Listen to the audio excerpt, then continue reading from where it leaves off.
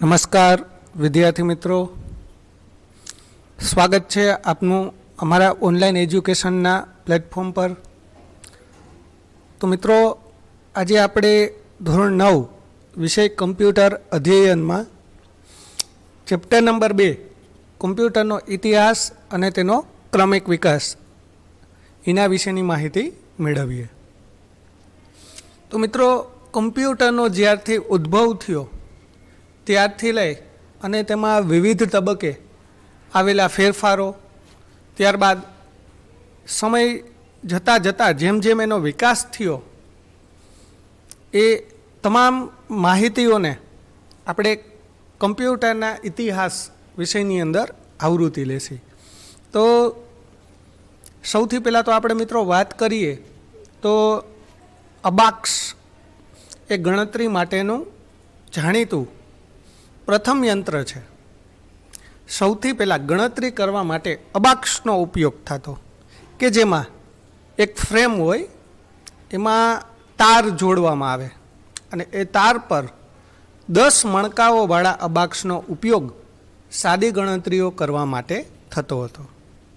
ત્યારબાદ પ્રથમ કેલ્ક્યુલેટર એટલે કે પ્રથમ મૂળભૂત કેલ્ક્યુલેટરની રચના 1642માં બ્લેઇઝ પાસ્કલે કરી। આપણે જે ગણતરી ગણવા માટે કેલ્ક્યુલેટર વાપરીએ છીએ ને, એવું પ્રથમ મૂળભૂત કેલ્ક્યુલેટર છે એની રચના ક્યારે?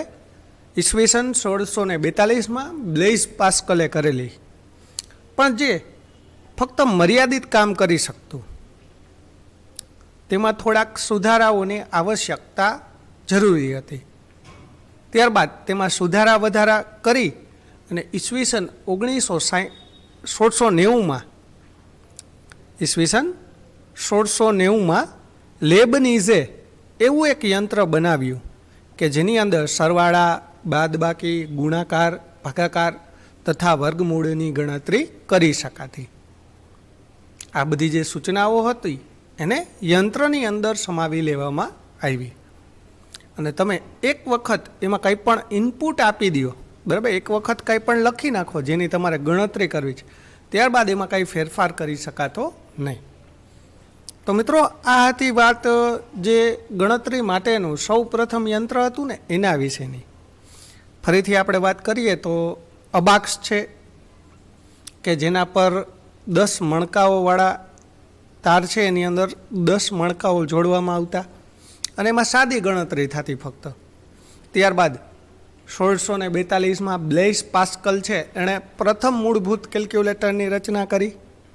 ત્યારબાદ થોડાક એમાં સુધારા વધારા જણાતા ઈસવીસન 1690માં લેબનીઝે એક એવું કેલ્ક્યુલેટર યંત્ર બનાવ્યું કે જે સરવાળા, બાદબાકી, ગુણાકાર, ભાગાકાર આવી ગણતરીઓ કરી શકતું। ત્યારબાદ મિત્રો, હવે આપણે વાત કરીએ તો ઈસવીસન 1822માં ચાર્લ્સ બેબેજ નામના એક ડિફરન્સ એન્જિન નામના એક મોડેલની ડિઝાઇન બનાવી। ચાર્લ્સ બેબેજ છે એ પોતે એક સાયન્ટિસ્ટ હતા, વૈજ્ઞાનિક, કે જેણે 1822ની અંદર એક ડિફરન્સ એન્જિન નામનું એક મોડેલ બનાવ્યું અને આ જે મોડેલ હતું ને એમાં કોઈ પણ વ્યક્તિના હસ્તક્ષેપ વગર ગણતરીઓ થઈ શકતી। એટલે કહેવાનો અર્થ મિત્રો શું છે કે કોઈ પણ વ્યક્તિની જરૂરિયાત ન પડતી ગણતરી કરવા માટે। ત્યારબાદ ઈસવીસન 1833માં જે ચાર્લ્સ બેબેજ છે એણે બીજું એન્જિન બનાવ્યું જેનું નામ હતું એનાલિટિક એન્જિન, બરાબર, જે આજના અદ્યતન કમ્પ્યુટર્સની ટેકનોલોજીનો પાયો આ એનાલિટિક એન્જિનની ટેકનોલોજીનો પૂરો પાડ્યો અને એમાં ગણતરી કરવા માટે એક એરિથમેટિક યુનિટ હતું। મિત્રો, આની અગાઉના વિડીયો લેક્ચરમાં આપણે એરિથમેટિક અને લોજિક યુનિટ વિશે વાત કરી હતી કે જે ગણતરીઓ કરવા માટે હોય છે। તો આજે 1833માં બેબેજે એનાલિટિક એન્જિન બનાવ્યું ને એની અંદર એક સરસ મજાનું યુનિટ હતું અને યુનિટ કયું હતું? Arithmetic unit. એની અંદર કોઈ પણ સૂચનાઓ, ઇનપુટનો સંગ્રહ કરવામાં આવતો, બરાબર, અને ત્યારબાદ એ ઇનપુટ પર ગણતરીઓ કરવામાં આવતી અને આવી બધી શોધખોળોને કારણે જ ચાર્લ્સ બેબેજને અદ્યતન કોમ્પ્યુટર્સના પિતા તરીકે ઓળખવામાં આવે છે.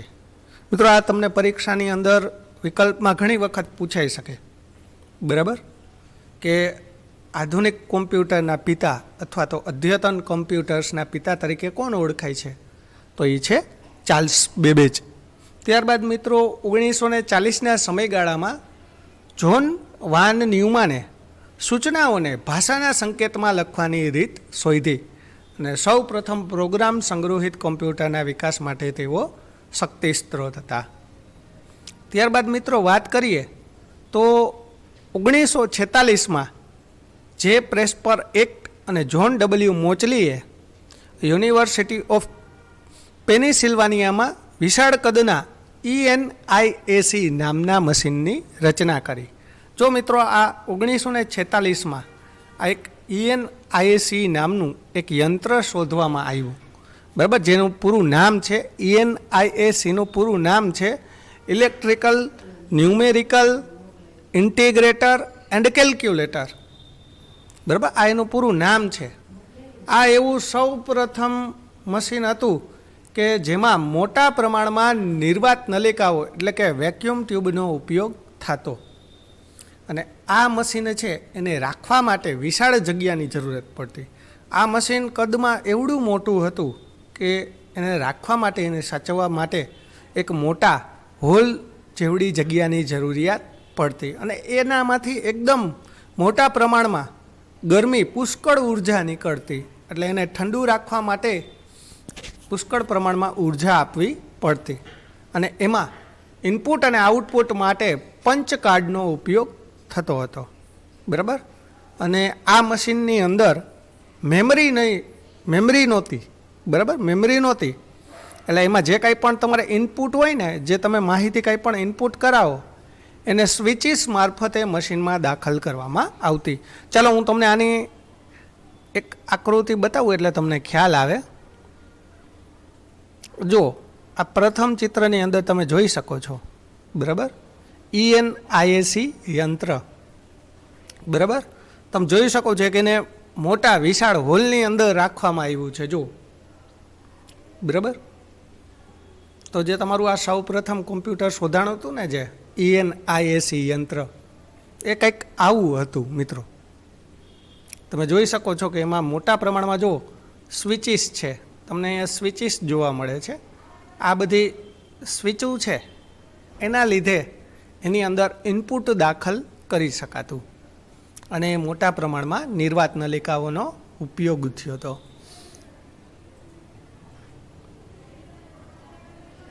ચાલો મિત્રો, હવે આપણે હાર્ડવેર આધારિત કોમ્પ્યુટરની પેઢીઓ વિશેની વાત કરીએ મિત્રો. Generation of computers based on hardware. મિત્રો, આમ જોવા જઈએ ને તો કોમ્પ્યુટરની જ્યારથી શોધ થઈ છે ત્યારથી લઈ અને અત્યાર સુધીનો જે સમયગાળો છે ને, એ દરમિયાન ઘણા બધા ફેરફારો થયા છે અને આ બધા જે ફેરફારો છે એને એક પેઢીઓ તરીકે આવરી લેવામાં આવ્યા છે. તો ચાલો મિત્રો આપણે વાત કરીએ તો છે સૌથી પ્રથમ પહેલી પેઢીના કોમ્પ્યુટર, જેનો સમયગાળો છે ઈસવીસન 1945થી લઈ અને 1955. આપણે હમણાં જ જોયું મિત્રો ENIAC યંત્ર, બરાબર. તો પહેલી પેઢીની શરૂઆત ત્યાંથી જ થાય છે મિત્રો. જે ENIAC યંત્ર છે ને, ત્યાંથી પહેલી પેઢીના કોમ્પ્યુટર્સની શરૂઆત થાય છે. ત્યારબાદ ઈસવીસન 1951માં મોચલી અને એક્ટ દ્વારા બનાવેલ IBM યુનિવેક 1, બરાબર, જેનું નામ છે, પૂરું નામ છે યુનિવેકનું, યુનિવર્સલ ઓટોમેટિક કોમ્પ્યુટર, એની શોધ કરવામાં આવી, જે ધંધાકીય ડેટા પ્રોસેસિંગ કરવા માટે સમર્થ હતું.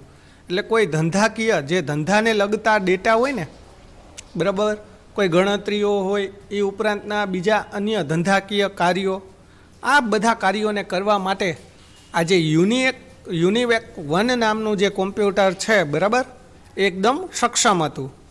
અને એની અંદર ખાસ તો મિત્રો જે આ પહેલી પેઢીના કોમ્પ્યુટર છે ને, એમાં નિર્વાત નલિકા એટલે કે વેક્યુમ ટ્યુબનો ઉપયોગ થતો હતો. મિત્રો, આ વસ્તુ તમને પરીક્ષામાં પૂછાઈ શકે એવી છે કે પહેલી પેઢીના કોમ્પ્યુટરમાં કેનો ઉપયોગ થતો, તો એનો જવાબ શું આવશે? નિર્વાત નલિકા. બરાબર. અને આ નિર્વાત નલિકાઓને લીધે જ પહેલી પેઢીના જે કોમ્પ્યુટર હતા ને એ કદમાં એકદમ મોટા હતા. એ ઉપરાંત એમાં પુષ્કળ પ્રમાણમાં ઉર્જાનો ઉપયોગ થતો. બરાબર. એમાં ઇનપુટ અને આઉટપુટ એકદમ ધીમું હતું મિત્રો, અને એમાં ગરમી પણ વધારે થતી. અને પાછું આ જે નિર્વાત નલિકા વેક્યુમ ટ્યુબ જે વપરાતી એની જિંદગી એનું આયુષ્ય બહુ ટૂંકું હતું. એટલે આ જે વેક્યુમ ટ્યુબ્સ છે એ વારે ઘડીએ ખરાબ થઈ જતી, કારણ કે એનું આયુષ્ય એકદમ ટૂંકું હતું, એટલે એને વારંવાર બદલવું પડતું.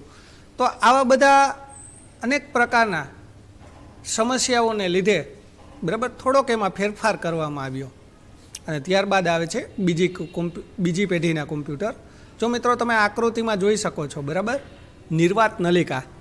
તો આ જે પ્રથમ પેઢીના કોમ્પ્યુટર હતા ને એમાં આ નિર્વાત નલિકાનો ઉપયોગ થતો, પણ આમાં અમુક પ્રકારની સમસ્યા હતી કે જેનું નિવારણ બીજી પેઢીના કોમ્પ્યુટર્સમાં મળી આવ્યું, જેનો સમયગાળો છે ઈસવીસન 1955થી લઈને 1965. તો મિત્રો જે પહેલી પેઢીના કોમ્પ્યુટર હતા એમાં જે નિર્વાત નલિકાઓને કારણે અમુક પ્રકારની જે સમસ્યાઓ ઉદ્ભવી એનું નિવારણ કેમાં મળે છે?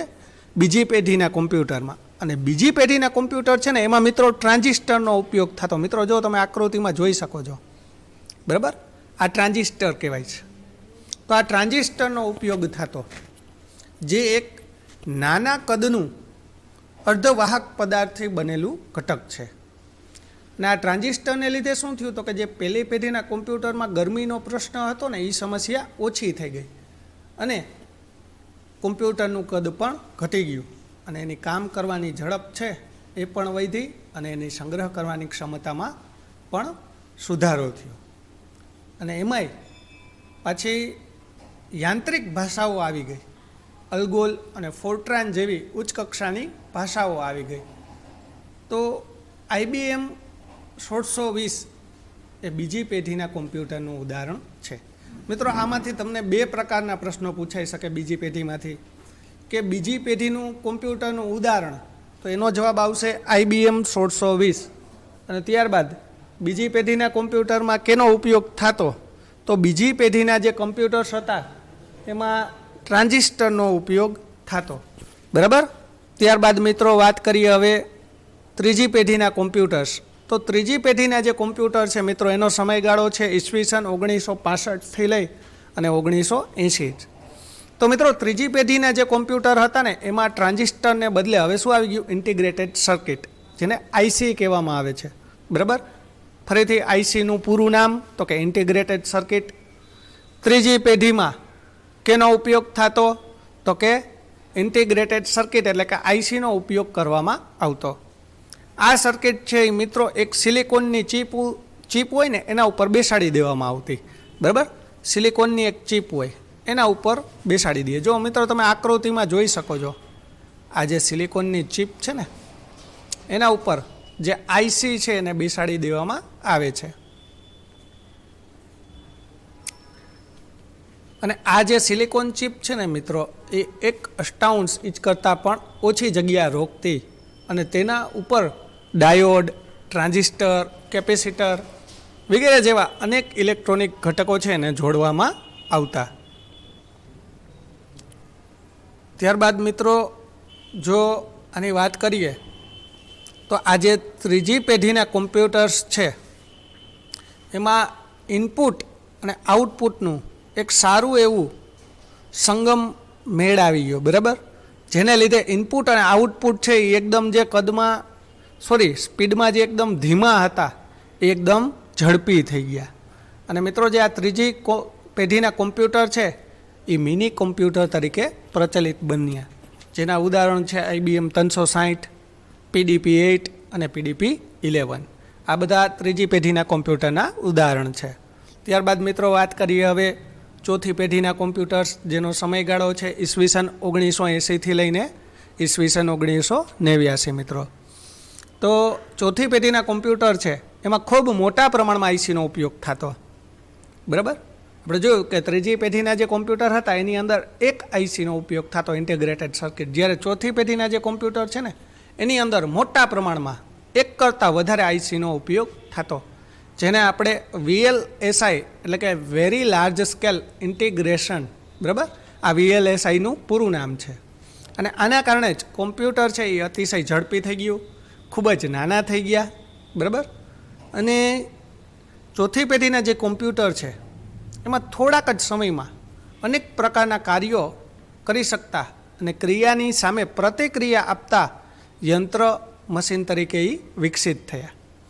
અને જે આ પેઢીના કોમ્પ્યુટર્સ છે, બરાબર, આ ચોથી પેઢીના કોમ્પ્યુટર એને અંગત કોમ્પ્યુટર તરીકે ઓળખવામાં આવ્યા. પર્સનલ કોમ્પ્યુટર, જેને આપણે PC કહી છીએ ને, PC પર્સનલ કોમ્પ્યુટર એટલે કે અંગત કોમ્પ્યુટર, એ ક્યાં છે? ચોથી પેઢીના. ખ્યાલ આવ્યો મિત્રો? તો પ્રશ્ન પૂછાઈ શકે કે ચોથી પેઢીના કમ્પ્યુટરમાં કેનો ઉપયોગ થતો? તો કે VLSI, very large scale integrated circuit, બરાબર. ત્યારબાદ વાત કરીએ મિત્રો તો જે આ ચોથી પેઢીના કોમ્પ્યુટર્સ છે એ અંગત કોમ્પ્યુટર એટલે કે પર્સનલ કોમ્પ્યુટર તરીકે ઓળખાય છે. અને એના ઉદાહરણ છે IBM PC અને Apple II. ત્યારબાદ મિત્રો વાત કરીએ તો આ જે ચોથી પેઢીના કોમ્પ્યુટર્સ હતા એ 1 સેકન્ડમાં જ અનેક અબજ સૂચનાઓ ઇનપુટનો અમલ કરવા માટે સમર્થ હતા. ત્યારબાદ મિત્રો વાત કરીએ હવે તો પાંચમી પેઢીના કોમ્પ્યુટર્સ, જે અત્યારે મિત્રો આપણે હાલમાં જે કોમ્પ્યુટર વાપરીએ છીએ એ ક્યાં છે? પાંચમી પેઢીના કોમ્પ્યુટર છે. એનો સમયગાળો છે ઈસવીસન 1989થી લઈ અને આજ દિન સુધી. પ્રક્રિયાની ઝડપ, ઉપયોગકર્તા સાથેનો મૈત્રીપૂર્ણ વ્યવહાર અને કોમ્પ્યુટર નેટવર્ક સાથેનું જોડાણ, આવી બધી જ બાબતો છે એ પાંચમી પેઢીના કોમ્પ્યુટરમાં આવરી લેવામાં આવી છે. અને જેને આપણે કોમ્પ્યુટર બુદ્ધિમાન થઈ ગયું, બરાબર, બુદ્ધિમાન બની ગયા આના લીધે. જો તમામ બાબતો છે એને પાંચમી પેઢીના જે કોમ્પ્યુટર છે એની અંદર આવરી લેવામાં આવી છે. અને એની મુખ્ય લાક્ષણિકતાઓ કહી શકીએ મિત્રો તો કદ એકદમ નાનું છે. આજે આપણે જે કોમ્પ્યુટર વાપરીએ છીએ કદમાં એકદમ નાનું છે. એ ઉપરાંત ઘણું બધું ઝડપી છે, હજારો અબજો ગણતરીઓ કરવા માટે સક્ષમ છે. આપણે એની અંદર ઇન્ટરનેટ વાપરી શકીએ છીએ. બીજી અનેક પ્રકારની ટેકનોલોજીનો લાભ આજે જે આપણી પાસે કોમ્પ્યુટર છે એની અંદર આપણે લઈ શકીએ છીએ. તો આ બધા પાંચમી પેઢીના કોમ્પ્યુટર્સ છે મિત્રો, બરાબર. જેમ કે IBM નોટબુક, પેન્ટિયમ PC, પરમ 10000, આ બધા પાંચમી પેઢીના કોમ્પ્યુટરના ઉદાહરણ છે. તો મિત્રો આ આપણે હાર્ડવેર આધારિત પેઢીઓની વાત કરી. જો મિત્રો આ એક કોષ્ટકની અંદર આપણે ફરીથી એક વખત એનું ઝડપી રિવિઝન મેળવી લઈએ. પહેલી પેઢીના કોમ્પ્યુટર જેમાં નિર્વાત નલિકાનો ઉપયોગ થતો, કદમાં એકદમ મોટા હતા, ઝડપ એની ઓછી હતી, ઇનપુટ અને આઉટપુટ માટે પંચ કાર્ડનો ઉપયોગ થતો. એનું ઉદાહરણ શું છે? તો કે IBM યુનિવેક 1. ત્યારબાદ બીજી પેઢીના કોમ્પ્યુટર કે જેમાં ટ્રાન્ઝિસ્ટરનો ઉપયોગ થતો, એની ઝડપ વધારે હતી અને કદ પણ ઓછું હતું. કોના? તો કે પહેલી પેઢીના કોમ્પ્યુટર કરતાં. અને એની અંદર ખાસ ઉચ્ચ કક્ષાની ભાષાનો ઉપયોગ થવા માંડ્યો. એનું ઉદાહરણ છે IBM 1620. ત્યારબાદ ત્રીજી પેઢી જેમાં ઇન્ટિગ્રેટ સર્કિટનો ઉપયોગ થતો, કદમાં એકદમ નાના હતા, જે મિની કોમ્પ્યુટર તરીકે ઓળખાયા, બરાબર. અને જેનું ઉદાહરણ છે IBM 360, PDP-8, PDP-11. ત્યારબાદ આવી ચોથી પેઢી જેમાં વેરી લાર્જ સ્કેલ ઇન્ટિગ્રેટેડ એટલે કે VLSI સર્કિટ્સનો ઉપયોગ, બરાબર. ક્રિયાની સામે પ્રતિક્રિયા ઝડપથી આપતું કોઈ યંત્ર હોય તો એ છે ચોથી પેઢીનું યંત્ર, બરાબર. ત્યારબાદ એમાં નેટવર્કનો સહેલાઈથી ઉપયોગ કરી શકાતો, જેના ઉદાહરણ તમે જોઈ શકો છો IBM PC, Apple II, બરાબર, સુપર કોમ્પ્યુટર્સ. અને છેલ્લે લાસ્ટમાં અત્યારે આપણે જે હાલમાં વાપરીએ છીએ એ પાંચમી પેઢીના કોમ્પ્યુટર, બરાબર, એકદમ અતિ આધુનિક સગવડતાઓથી સજ્જ, બરાબર. અનેક પ્રકારની ટેકનોલોજીનો ઉપયોગ જેમાં થાય છે, કૃત્રિમ બુદ્ધિ સુધીનો જે ટેકનોલોજી છે એને આવરી લીધી છે, બરાબર. અને એના ઉદાહરણ છે IBM નોટબુક, પેન્ટિયમ પીસીસ, પરમ 10,000, બરાબર. તો મિત્રો આ બધી આપણે હાર્ડવેર આધારિત કોમ્પ્યુટરની પેઢીઓ વિશે અભ્યાસ કરી ગયા, બરાબર મિત્રો, કે કોમ્પ્યુટરની શરૂઆતથી લઈ અને અત્યાર સુધી જેમાં કાંઈ પણ ફેરફારો થતા આવ્યા, બરાબર, એ આપણે જોયા. હવે આપણે નેક્સ્ટ વિડીયો લેક્ચરની અંદર આની સોફ્ટવેર આધારિત પેઢીનો ખ્યાલ મેળવીશું. તો મિત્રો આજના આ વિડીયો લેક્ચરમાં તમને મજા આવી હશે એવી આશા રાખું છું. જો આપને આ વિડીયો ગમ્યો હોય તો આપ લાઈક કરશો, શેર કરશો અને અમારી ચેનલને સબસ્ક્રાઈબ કરશો. અંતે મિત્રો એટલું જ કહેવાનું કે આ વિડીયો અંત સુધી જોવા માટે તમારો આભાર. ફરીથી પાછા નેક્સ્ટ વિડીયોમાં નવા ટોપિક સાથે મળશે. ત્યાં સુધી આવજો મિત્રો. આભાર. અસ્તુ. જય હિન્દ, જય ભારત, જય સંસ્કાર.